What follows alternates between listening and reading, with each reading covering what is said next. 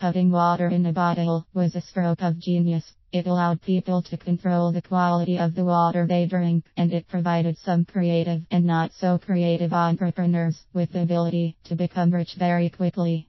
After all, they bottled something that was relatively cheap and readily available to all people. The dehydration process has been very good for mankind. It took the moisture out of everything, from fruit to red meat, which allowed the end product to be stored longer in room temperature or above.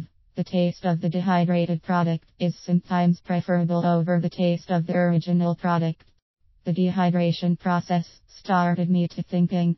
I came up with the brilliant idea for dehydrated water. Just think about how convenient it would be to have great water when you need it. I thought about it, studied the dehydration process, and came up with the perfect process to provide dehydrated water to the public. My first step would be to buy a boatload of empty plastic bottles. Next, I would make certain that the bottles were properly sealed, airtight. Then I would set the price of this new product in line with some of the higher-end water products on the market today. Finally, I would include very simple instructions on the label. The directions would say twist the cap and just add water. In less than a few seconds, you would have a bottle of freshly hydrated water.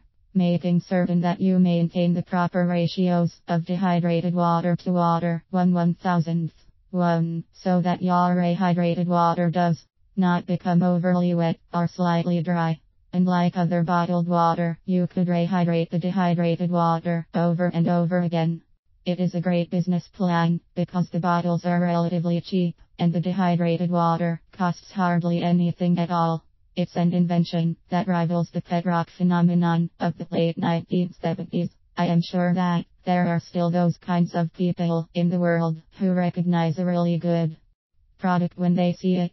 The same kind of people of which the late P.T. Barnum spoke so fondly of when he said, "There is a sucker born every minute."